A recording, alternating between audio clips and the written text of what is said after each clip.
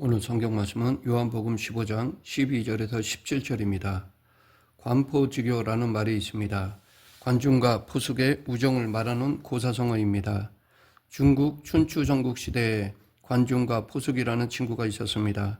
관중은 능력이 많았지만 가난했습니다. 친구 포숙은 이 친구를 잘 이해하고 인정해 주었습니다. 포숙은 왕에게 천하를 다스리려면 관중을 기용해야 한다며 관중을 천거하였습니다. 오늘 본문 12절에서 예수님은 내 계명은 곧 내가 너희를 사랑한 것 같이 너희도 서로 사랑하라 하는 이것이니라 라고 말씀하셨습니다. 이미 요한복음 13장 34절에서 예수님은 비슷한 말씀을 하신 적이 있습니다. 새 계명을 너희에게 주노니 서로 사랑하라. 내가 너희를 사랑한 것 같이 너희도 서로 사랑하라. 그러면 왜 예수님은 서로 사랑하라는 명령을 새 계명이라고 하셨을까요? 이미 예수님은 사랑에 대한 말씀을 많이 하셨습니다. 하지만 앞으로 사랑에 대한 예수님의 말씀은 새로운 의미로 드러날 것입니다. 왜냐하면 십자가로 말미암아 예수님께서 말씀하신 사랑이 정말 어떤 것인지 새롭게 경험하게 될 것이기 때문입니다. 캔들리쉬라는 사람은 교리상의 기독교는 언제나 옛것이지만 경험상의 기독교는 언제나 새롭다라고 하였습니다. 사랑이 교리라고 한다면 그 교리는 인류의 역사만큼이나 오래된 것입니다. 하지만 사랑이 경험이라고 한다면 그것은 언제나 새롭습니다. 왜냐하면 우리는 하나님의 사랑을 매일 새롭게 경험하기 때문입니다. 오늘 본문에서는 그렇게 새로운 사랑을 예수님의 친구로 삼아주시는 사랑이라고 표현합니다. 교회는 예수님의 친구입니다. 그러면 예수님의 친구가 된다는 것은 어떤 의미일까요? 15절에서 예수님은 이제부터는 너희를 종이라 하지 아니하리니 종은 주인이 하는 것을 알지 못함이라 너희를 친구라 하였노니 라고 말씀하셨습니다. 여기에서 종과 친구가 대조되고 있습니다. 어떤 사람들은 이 말씀을 그리스와 로마 문화의 관점에서 이해하려 합니다. 하지만 이 말씀은 1차적으로 구약적 맥락에서 이해해야 합니다. 구약 성경은 종에 대해 자주 언급하고 있습니다. 구약 성경은 노예 제도를 반대하지 않습니다. 하지만 구약 성경에 나오는 노예 제도는 잔인한 인종차별과는 거리가 멉니다. 구약 성경에서 노예는 대체로 히브리 동족들이었습니다. 히브리인들이 경제 생활을 하다가 가난해져서 도무지 생활을 영위하기 힘든 자들이 생겼습니다. 그래서 그들은 다른 히브리 사람에게 들어가서 종노릇하였습니다. 그런데 신명기 15장 12절부터 18절에 보면 히브리 종들은 6년을 섬기면 해방된다고 하였습니다.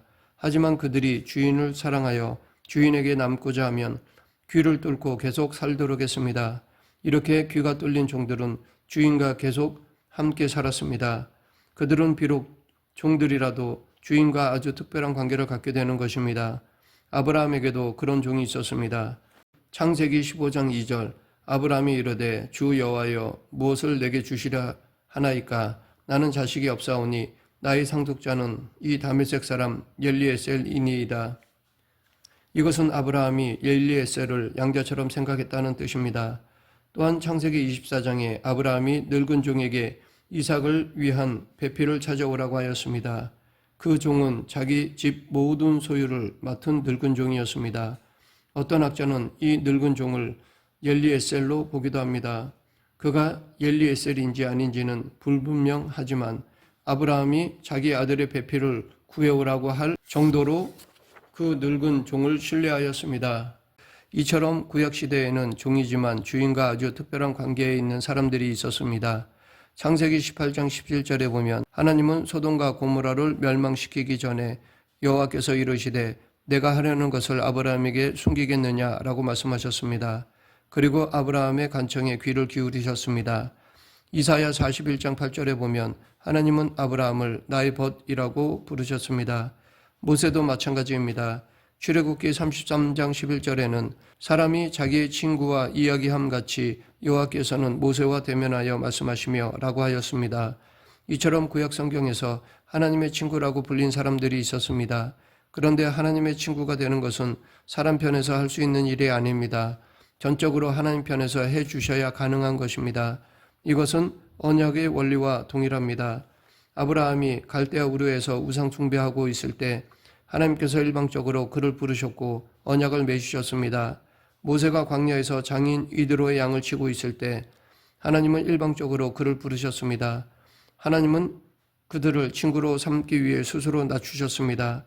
아브라함과 언약을 맺으실 때 하나님은 친히 쪼갠 고기 사이로 지나가셨습니다. 모세와 언약을 맺으실 때에도 유월절 어린 양의 피를 보여주셨습니다. 하나님께서 스스로 언약의 보증이 되신 것입니다. 오늘 본문 13, 14절에서 예수님이 하신 말씀이 바로 그것입니다. 사람이 친구를 위하여 자기 목숨을 버리면 이보다 더 큰 사랑이 없나니 너희는 내가 명하는 대로 행하면 곧 나의 친구라. 예수님께서는 먼저 우리를 불러주셨고 우리를 위해 대속적 희생을 당하심으로써 우리를 친구 삼아 주셨습니다. 우리의 친구가 되어주시기 위해 예수님은 스스로를 낮추셨습니다. 그리스도의 우정은 절대 불변하는 우정입니다. 그래서 우리는 예수님의 친구가 되었지만 주님과 대등한 관계가 되는 우정이 아님을 기억해야 합니다. 우리는 예수님의 친구가 되었기에 예수님의 명령을 행해야 합니다. 어떤 사람은 예수님께서 너희는 내가 명령하는 대로 행하면 곧 나의 친구라 라고 하셨으니 조건적인 사랑이 아니냐고 반문할 수도 있습니다. 하지만 전혀 그렇지 않습니다. 이 말씀은 예수님의 십자가 사랑으로 말미암아 우리가 이미 친구가 되었으니 친구답게 행할 수 있는 권리가 주어졌다는 것으로 이해해야 할 것입니다. 즉 순종을 통해서 예수님의 친구가 되는 것이 아니라 예수님의 친구가 된 사람의 인격이 순종의 행위로 나타나는 것입니다. 교회는 예수님의 대속적 사랑과 희생을 통하여 예수님의 친구가 된 사람들입니다. 그러면 교회가 예수님의 친구가 됨으로 인하여 얻은 유익은 무엇입니까?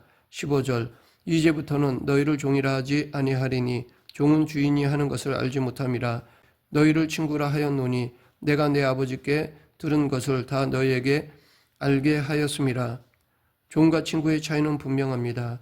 종은 주인에게 무엇을 행하라는 명령을 받기만 할 뿐입니다. 반면에 친구는 그의 은밀한 것들에 대해서 듣고 그의 마음을 온전히 이해한 가운데 그의 명령에 순종하기 때문에 그 순종을 특권으로 여깁니다. 한마디로 말해 예수님께서 생각하시는 종과 친구 사이의 차이는 불복종과 복종이 아니라 불완전한 이해와 온전한 이해 간의 차이입니다.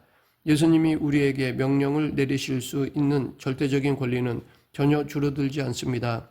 하지만 예수님은 우리를 친구로 삼아주셔서 당신의 계획과 목적을 아낌없이 알려주십니다. 또한 예수님의 이 말씀은 구약시대 성도들과 신약시대 성도들의 차이를 보여줍니다. 구약시대 성도들은 하나님의 일들을 어렴풋이 알았습니다. 몇몇 사람만이 특별히 하나님의 친구로 하나님의 깊은 속마음을 알았지만 모든 구약의 성도들이 그런 특권을 누린 것은 아니었습니다. 그러나 신약시대 모든 성도들은 하나님의 계시를 밝히 알게 되었습니다. 주님의 말씀이 처음에는 이해가 잘 안 될 수 있습니다. 하지만 그 말씀을 지키다 보면 하나님의 속마음을 알게 되고 순종하기를 잘했다는 생각이 들게 됩니다. 그러하기에 성숙한 성도일수록 하나님의 속마음을 헤아릴 줄 압니다. 그런 사람은 하나님 나라가 어떤 방향으로 나아가고 있는지 알기 때문에 언제나 적극적으로 예수님의 말씀에 순종합니다. 성경을 묵상하고 배우는 것이 중요한 이유가 여기에 있습니다. 성경을 묵상하고 배우면 하나님의 속 깊은 마음을 더 잘 알게 됩니다. 그런 사람들은 누가 시키지 않아도 열심히 순종하게 됩니다. 다음으로 예수님의 친구로서 교회가 해야 할 일은 무엇인지 생각해 보면 오늘 본문 16, 17절 너희가 나를 택한 것이 아니요 내가 너희를 택하여 세웠나니 이는 너희로 가서 열매를 맺게 하고 또 너희 열매가 항상 있게 하여 내 이름으로 아버지께 무엇을 구하든지 다 받게 하려 함이라. 내가 이것을 너에게 명함은 너희로 서로 사랑하게 하려 함이라. 16절에는 예수님의 택하심이 나옵니다. 예정과 선택에 대해서 제일 많이 언급한 책은 아마도 요한복음일 것입니다. 칼빈도 기독교 강요에서 예정론을 다룰 때 요한복음을 자주 인용하는 것을 볼 수 있습니다. 그런데 예수님의 택하심은 분명한 목적이 있습니다. 그것을 예수님은 열매 맺는 삶이라고 하였습니다. 그러면 그 열매는 구체적으로 무엇일까요? 그것은 내 이름으로 아버지께 무엇을 구하든지 다 받는 것입니다. 이것은 기도의 열매입니다. 그러하기에 예수님의 친구가 해야 할 중요한 의무는 기도하는 것입니다. 예수님의 친구인 교회는 늘 깨어 기도해야 합니다. 우리는 예수님의 친구로서 기도해야 합니다. 이는 예수님의 뜻에 합당한 것을 구하기 위해 예수님의 영광을 위해 기도하는 것을 말합니다. 17절에는 예수님의 친구가 된 교회의 또 다른 의미가 나옵니다. 그것은 서로 사랑하는 것입니다. 이 말씀은 이미 12절에서도 하셨습니다. 이렇게 예수님은 같은 내용을 반복함으로써 전체 내용을 하나로 묶으셨습니다. 예수님의 명령은 십자가의 사랑으로 우리가 서로 사랑하는 것입니다. 예수님은 우리를 목숨을 다해 사랑하셨습니다. 그런데 우리가 그런 사랑으로 사랑하는 것은 말처럼 쉽지 않습니다. 우리가 천국에서 영화 상태의 성도들과 함께 사는 것은 즐거운 일일 것입니다. 하지만 이 땅에서 우리 곁에 있는 사람들을 십자가의 사랑으로 사랑하는 일은 전혀 다른 이야기입니다. 심지어 부부 사이에도 그런 사랑은 어렵습니다. 그러나 이때 우리는 예수님께서 우리를 친구로 선택해 주신 사실을 기억해야 합니다. 우리가 하나님의 선택을 받은 것은 우리가 더 지혜롭거나 잘나서가 아닙니다.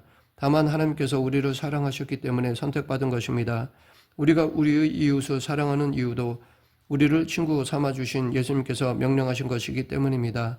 예수님께서 제자들을 모으시고 돌보시셨듯이 신자들 역시 같은 방식으로 서로를 돌보아야 합니다. 예수님의 친구가 될 뿐만 아니라 서로의 친구가 되고 심지어 친구를 위해 죽기까지 사랑함으로 하나님을 영화롭게 해야 합니다. 예수님의 친구의 의무는 기도와 사랑입니다. 그런데 이 두 가지는 서로 엮여 있습니다. 성도의 사랑은 서로를 향한 기도로 표현되며 서로를 위해 기도하는 공동체는 사랑의 열매가 더욱 풍성하게 나타나기 때문입니다. 그렇게 서로를 위해 기도하는 공동체는 사랑의 열매가 더욱 풍성하게 나타납니다. 그렇게 서로를 위해 기도하고 사랑하는 공동체는 세상을 향한 전도와 섬김까지 나아가게 됩니다. 많은 신학자들은 본문에서 1차적으로 염두에 두고 있는 열매를 전도와 선교라고 하였습니다. D.A. 카스는 그리스도인들이 맺는 열매의 성격이 아무리 포괄적인 것이라 할지라도 그 중심적인 초점은 진정으로 복음 전도와 선교에 있다라고 하였습니다. 건전한 우정의 특징은 폐쇄적이지 않고 더 많은 교제를 향해 열려 있다는 데 있습니다. 교회는 교회 바깥 사람들을 위해 존재합니다. 삼위일체 하나님과 교제를 나누는 사람들은 다른 사람들을 거기로 이끌고자 하는 움직임을 필연적으로 지닐 수밖에 없습니다. 왜냐하면 하나님의 사랑이 그것을 요구하기 때문입니다. 우리가 거룩한 삶을 사는 이유는 다름이 아니라 그리스도께서 우리를 사랑하시고 우리 또한 그리스도를 사랑하기 때문입니다. 말씀대로 하면 손해보는 일도 자존심 상하는 일도 오직 그리스도를 사랑하기 때문에 감내합니다. 그리스도께서 우리를 친구 삼아 주셨기 때문입니다. 세상을 살아가면서 하나님의 말씀대로 사는 것이 힘들다고 느낄 때 우리는 예수님의 사랑을 기억해야 합니다. 나를 위해 죽으신 십자가의 그리스도를 기억할 때 내가 지는 십자가는 오히려 가볍게 느껴질 것입니다. 우리가 성화의 삶에서 실패하여 넘어져 자신에게 실망할 때 기억해야 할 것은 예수님의 사랑입니다. 그때 우리는 자신의 모든 경험과 달리 그리스도께서 너는 괜찮아, 너는 여전히 내 친구야 라고 말씀하시는 것을 듣게 될 것입니다. 거기서부터 다시 시작하는 것입니다. 말씀을 맺겠습니다. 초대 교부였던 아우구스티누스는 사람 때문에 사람을 사랑하지 말고 예수님 때문에 사람을 사랑하라고 하였습니다. 우리는 예수님을 사랑하고 예수님 안에서 이웃을 사랑하고 예수님 때문에 원수도 사랑해야 합니다. 우리는 사람을 가려가며 사랑해서는 안 됩니다. 사람 때문이 아니라 예수님 때문에 사람을 사랑하는 존재가 되었기에 그 사랑으로 사랑하며 살아가는 예수님의 친구, 교회가 되어야 합니다. 우리 모두 이런 예수님의 친구, 교회가 되길 간절히 축원합니다. 기도하겠습니다. 사랑과 은혜가 풍성하신 하나님 아버지, 죽을 수밖에 없는 우리를 사랑해 주시고 친구로 삼아 주심을 감사합니다. 예수님의 친구로 합당하게 살아가는 성도가 되게 하여 주시옵소서. 예수님 이름으로 기도드립니다. 아멘.